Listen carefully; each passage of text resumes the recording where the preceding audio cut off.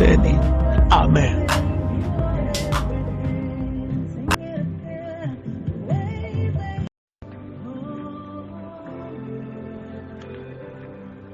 Ndikulandileni abale okondedwa ku lingaliro la usiku wa lero, usiku wa pa 3 July 2022.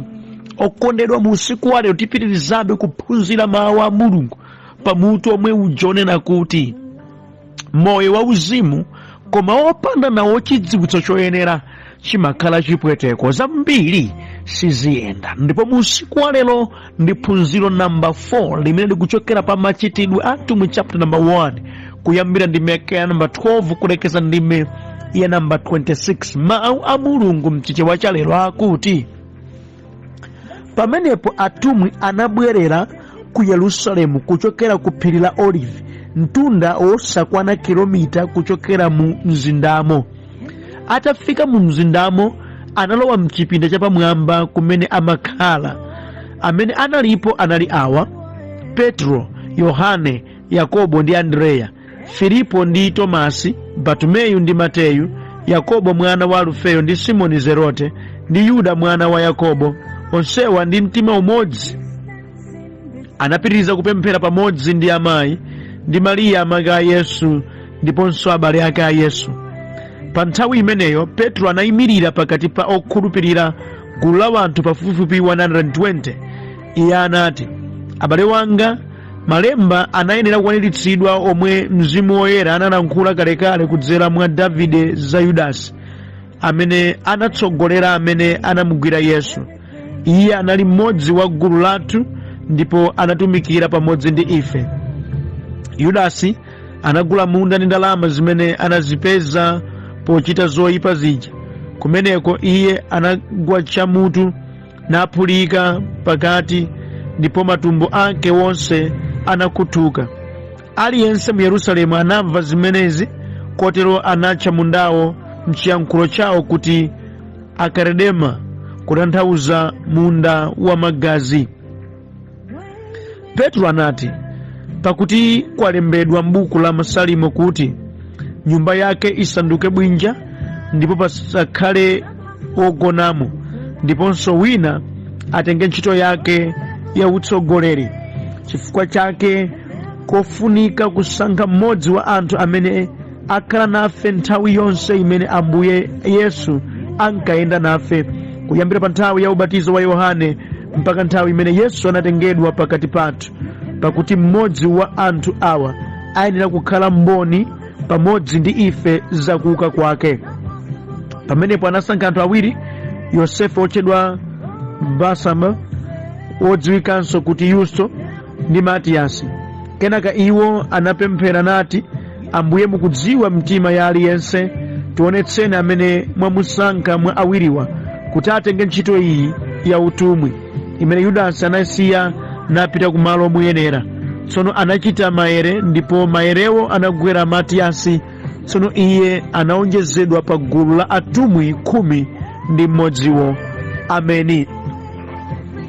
Okondedwa, pa mawu a Mulungu amene tawerengawa titsogozedwa ndi kulingalira konena kuti kukhala woyenera kokha sikukwanira, kumafunikanso chidziwitso pakachitidwe ka zinthu. Ameni. Kukhala munthu amene ukhozadi kuchita zinthu makamaka pa za Ambuye, kuti ukhozadi kutsogolera, ukhozadi kutenga udindo, ukhozadi kuchita zimene zinayembekezeka, kukhala oyenera kokha maonekedwe sikukwanira. Ntchito ya Ambuye ngakhale ntchito zina zonse zimafunanso chidziwitso choyenera, kuti ukhozo mazichita zinthuzo kolingana ndi mmene zinthu zimafunikira. Ameni. Alipo anthu ambiri okondedwa amene mukulingana ndi maonekedwe awo ndi oyenera kuchita zinthu, koma nopopeza kuti alibe chidziwitso kumakhala tukovuta kuti akwaniritse zofunikazo. Tinawo ambiri okondedwa amene akulakwitsa zinthu lero lino, ndipo akunenedwa ndi anthu ambiri, koma vuto lidagona poti anthuwo adayikidwa malo amenewo kopanda chidziwitso. Ngakhale mu dziko mmene anthu ena akatenga maudindo akuluakulu koma alibe chidziwitso choyenera chofunika kuti adzichita motani, mbamba mterali amalakwitsa. Nkhani nkuti kwaona anthu omukhoza mati koma munthu uye ngoyenerali, koma popeza kuti anthu amakhala opanda chidziwitso kuchita kwawo kwa zinthu kumakhala kopotoka, ndipo zambiri zimakhala zolakwikabe. Chidziwitso ndi chofunika. Ameni. Anthu osamalira kudzozedwa kokha koma opanda nako chidziwitso choyenera amalakwitsa m'machitidwe awo pa zinthu zambiri. Ameni okondedwa. Alipo bena onena kuti mdzodzo ulipo, mawu okhathamira kwambiri zedi, koma popeza kuti alibe chidziwitso chakuti malo awa zimafunika kutere, mawu awa afunika akambidwe motere, chifukwa chakuti alibe zimenezi, okondedwa, kulakwitsa muzambiri kumakhala pafupi. Taonapo ife banthu amene kunena kwa zoona mdzodzowo nde ulipo, popeza nthawi yambiri amakhala pansi ndi kumapemphera. Ambuye amatha kuagwiritsa ntchito kuchita zina zake za mphamvu, koma upeza kuti popeza alibe chidziwitso kuti pagulu nkhozo yankhula bwanji, amangoyankhulapo, mapeto wake amakhala chikhumudwitso kwa anthu ambiri. Izi zimafunikanso kuphunzira ndi kudziwa, kodi apa nkhozo chita bwanji, apa ndiyende mwa mtundu wanji, kuti ndikhale ine opereka zoyenera kwa anthuwa monga mmene Mulungu afunira. Ameni. Ndizoonadi kuti mphatso zauzimu ndi zabwino kwambiri, koma kopanda nazo chidziwitso chabwino kuchita nazo mosokonekera sikukhala patali. Chidziwitso nchofunika okondedwa, musamanyalapye. Ameni. Mphatso inde, koma ngati mphatso ya uzimu ichitika kopanda chidziwitso, kulakwitsa, kunena zimene kulibe, kuphonya kumwita muzambiri sikungakhale patali. Chidziwitsochi ngakhale wena amachinyoza, iyayi ndi nkhani ndi uzimu chabe, nkhani si chidziwitsoso nchachani, koma no nkhani ndi mzimu, machitachita mzimu. Inde machitachita mzimu ngofunikadi okondedwa, koma machitachita mzimu kopanda inuyo kudziwa mmene mungapangire hando, kulakwa kulipo.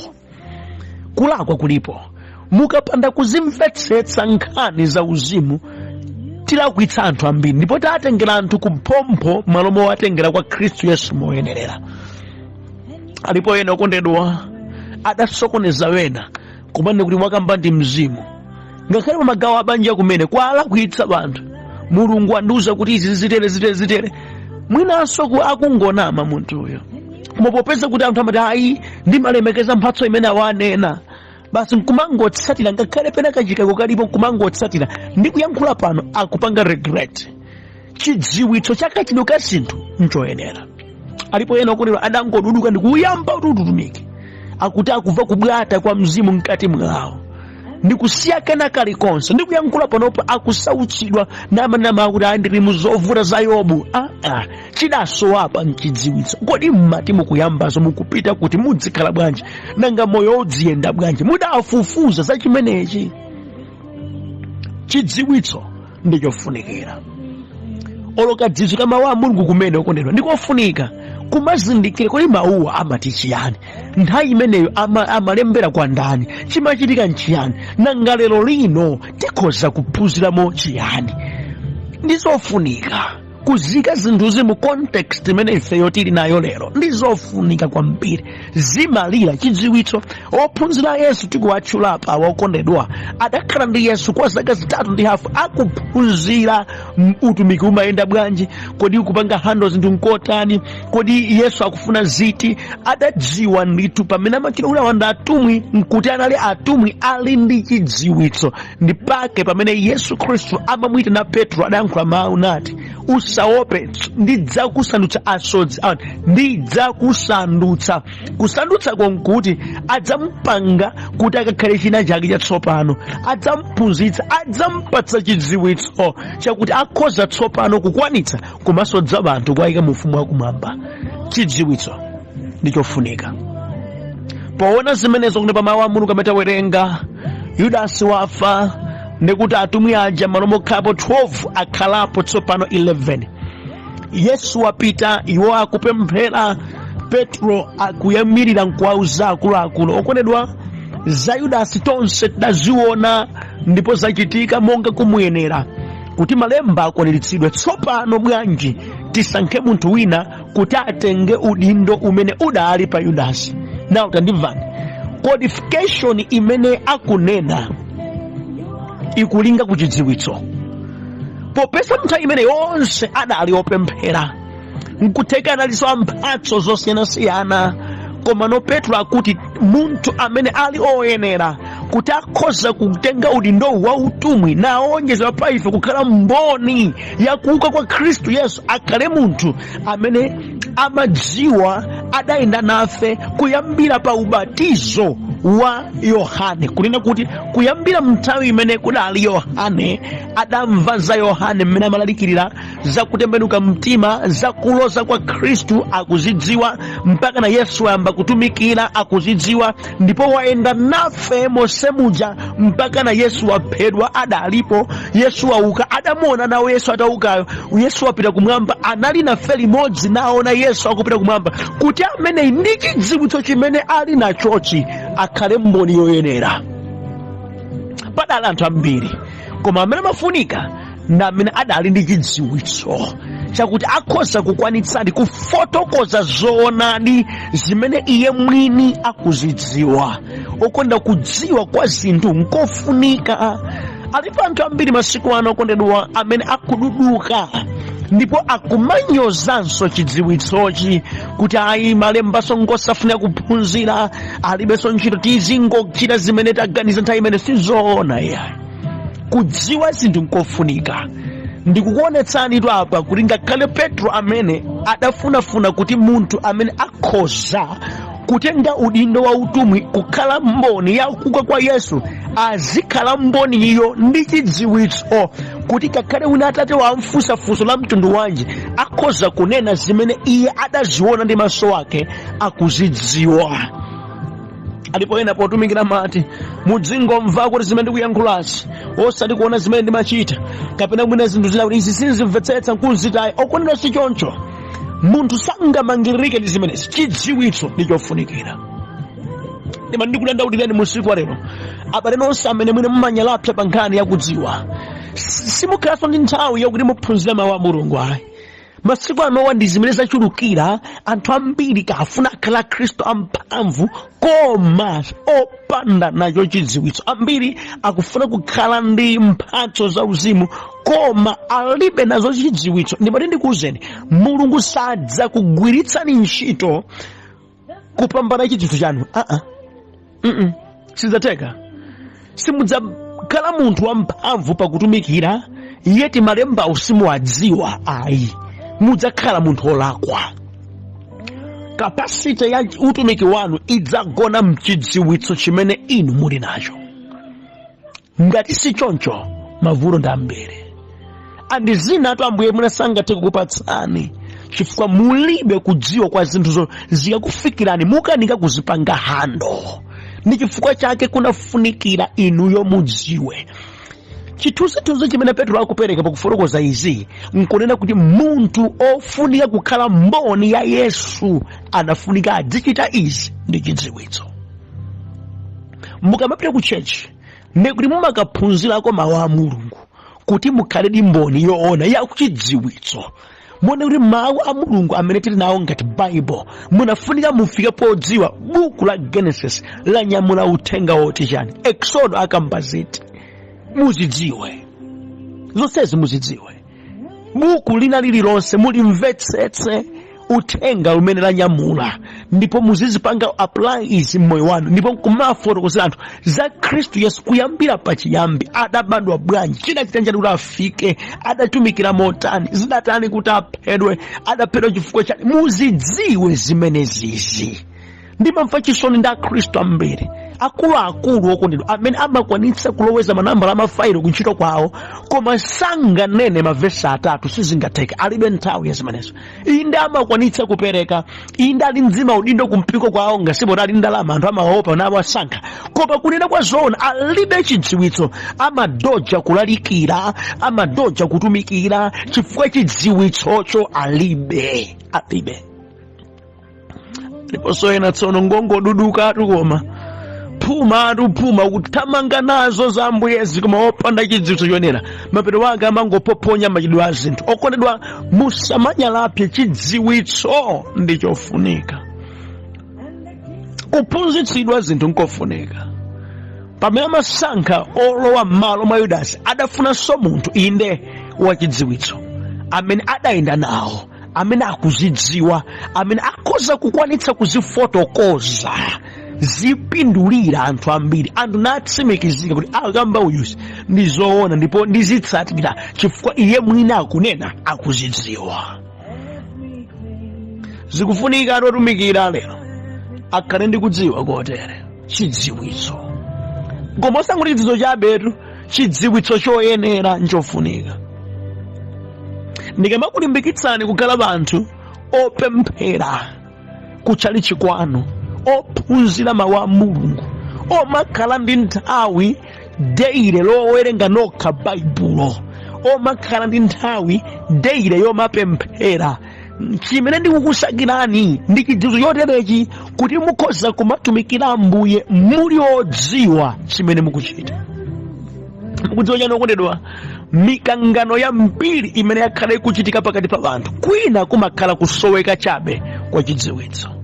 Ndaonapo ine banthu opemphera ndithu limodzi akulalikira monyozana koma tikupeputsana, kukalasulasulana. Nkhani imene ndimayang'anapo ine nkuti anthuwa sakudziwa kuti Khristu Yesu adabadwitsa mpingo wake umene unafunika onse otembenuka mtima ndi amene akakhalemo. Ajenda ya ana Mulungu ndiyonena kuti anthu apulumutsidwe adzipita kumwamba. Nanga chokanganira naso nchiyani? Magaono mbwerekete, kupondana kuyesa utumiki ngati mpikisano, chasowa ndi chidziwitso. Adadziwa Petro kuti tikasankha munthu amene tangomuona maonekedwe ake kapena kuchenjera kwake koma wopanda chidziwitso pena adziphoponya, abweretsa maganizo achilendo, adzinamiza wanthu, asokeza wena. Tipeze munthu amene ngwachidziwitso, ndipo munthu okhulupirikanso amene akhoza kuyenda mchidziwitsocho, chifukwa chidziwitso choyenera nchimene chimamulozenso munthu koyenerera. Okonda munthu amene sakhala ndi chidziwitso choyenerera, ayi ndithu ndi mavuto andi masiku athu ano. Anthu ambiri akufuna ena adzira kuwawerengera Bible, akungokuwa mmacheche, inde go deeper man of God, haleluya, koma iwo alibe kuti mukuphunzira kuti chani, yangokhala ngati entertainment, opanda kudziwa kuti akuti chani. Zenize sanga zifotokoze kumafunsa mafunso a Bible, sanga fotokoze. Timoteyo analindana amatumikira motani, sanga fotokoze. Zakuti muli Habakuku m'Baibulo sadziwa, zakuti muli Obadiya m'Baibulo sazidziwa nkomwe, alibe nthawi yakufufuza, sazidziwa komwe, sazidziwa. Kodi nyimbo ya Solomo imafotokoza zintikoza ogwiritsa ntchito pati mavesi opezeka mmenemu, cholinga chake nchiyani? Sazimvetsa, sazidziwa. Ndichivayeke nthawi zake amapanga koti mavesi, amapanga koti molakwikanso kwambiri zedi, namazikaso molakwikanso kwambiri zedi. Okondera munyengo ino imene anthu akumva zambiri, akuyankhula zambiri, amene angatumikira Ambuye moona mtima ndi amene angamtumikira ndi chidziwitso, amene ali loaded ndi mawu a Mulungu, akudziwa chimene akuchita, osati aphokoso chabe. Ayi, Petro sakunena kuti tiye tisankhe munthu wadzimaudza mphamvu, kapena tisankhe munthu wongoduduka, ayi, tisankhe munthu ovina zedi, ayi, kapena okuwa kwa, ayi, koma munthu amene wayenda nafe kuyambira mnthawi ya ubatizo wa Yohane kufikana kuphedwa ndi kuwa kwa Yesu, kufikana apa pamene Yesu watengedwa kupita kwa, ameneyo wodziwa zimene na amene angakhale mboni yoona, ameneyo akhale ndi patsogolo pake. Chomvetsa chisoni kuona ena akutsogolera anzawo, koma iwowo ndithu kunena kwa zoona sadamalizeko buku la m'Baibulo kuliwerenga, sizidatheke. Ndadindo kuchalichi kwawo, koma pansi pa mtima ndi kulalikira mwakudziwa sadawerengeko buku limodzi chabe m'Baibulo. ayi sadamalize koma akula kutsogolera wanthu zikoza kutero watsogolera pachitukuko koma pamoyo wa uzimu kufunika chidziwitso. Nchifukwa chake mupeza kuti mipingo yambiri m'madera ambiri anthu ambiri ziganizo zimene amapanga sizimakhala zogwirizana ndi mawu a Mulungu chifukwa chidziwitso cha mawu a Mulungupo alibe. Ndi zija amakalimbanaso nopemphera munthu ali ndi mphatso malo momwe mulimbikitsa akumudula ku mpingo munthu zambiri zachimpwirikiti chifukwa chiyani chasowa ndi chidziwitso.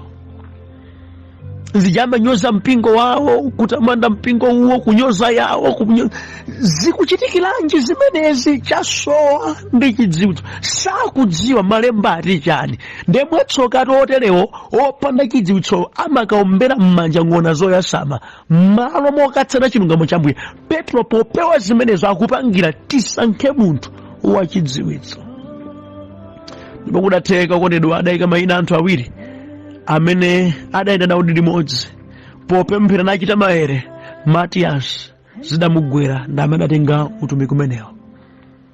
Adati ndi chidziwitso adavomerezekanso pamaso pa anthu chifukwa amadziwa zimenezi. Anali ndi kuthera kozifotokoza monga mmene zilili ndipo iwo akuzimva adzathandizika. Panali kukhulupirira chifukwa anali ndi chidziwitso choyenerera. Mudzisamala kuonera pa nkhani ya chidziwitso. Zili ngati kuchipatalatu zimenezi simungapeze munthu wopanda chidziwitso akuthandiza munthu wodwala akhoza mupha nchidule. Ne inunso pa mawu a Mulungu mudzisamala. Mawu akhoza kukulonderani ku chilungamo kapena kupotozani malingana ndi chinthu chimene chilipo. Samalani. Musakhala mbiri osadziwa zinthu nkududuka mauza wena utsogolera wena. Musatero. Chidziwitso ndi chofunika kwambiri. Musanyalapye. Iwe ndiye uzimu ulipo koma uzimu opanda nawo chidziwitso choyenera chipakhala chipweteko. Kudzozedwa inde mphatso ya uzimu zoonadi komanso kudziwa nkofunikira. Mukhoza panga bwanji hando mafumu. Mukhoza panga bwanji hando atumiki anzanu. M'banja lanu mukhala mutumiki wa mtundu wanji. Munafunika mudziwe nditu nanga mawu a Mulunguwa kumasulira kwake kwa chilungamo ndi kuti munafunika mudziwe. Ndipo ena amangoduduka ndi mawu a Chiheberi awiri atatu adadziwa kuti basi tu ayisangati kuti kudziwa liwu la Chiheberi ndiye uzimu weniweni. Si choncho ya zimatakutekaso munankuteka mudaphunzira Chiheberi Chigiriki bwinobwino koma zimene zothandiza tu inu kuti mumvetsetse bwino mawu a Mulunguwo kuti mukamafotokozera wena ziyakhale bwino osati kuti mudzikawalira kuti mumazidziwa. Ayi si choncho. Zasowa apa ndi chidziwitso. Anthu safuna Chiheberi chanu safuna amafuna mawu a Mulungu amve mchiyankhulo chawo nenkhani. Chifukwa Mulungu akufunafunabe iwo amene ndi chidziwitso choyenera kuti atenge ntchito yake. Okune mukhala ino odzichepetsa ndi kuphunzira kodi kuti mukhoza kutenganso udindo wakufalitsa uthenga wa Ambuye ndi chilungamo chonse pakudziwa choonadi chimene chimamasula. Ambuye akuthandizani kulingaliranso motere kuti moyo wanu ukhoze kudziwa choonadi na amasulidwa mchimenecho na atenga chomwecho kupatsa ena. Chisomo kwa inu ene mulingalira zimenezi. Ambuye akudalitseni. Amen.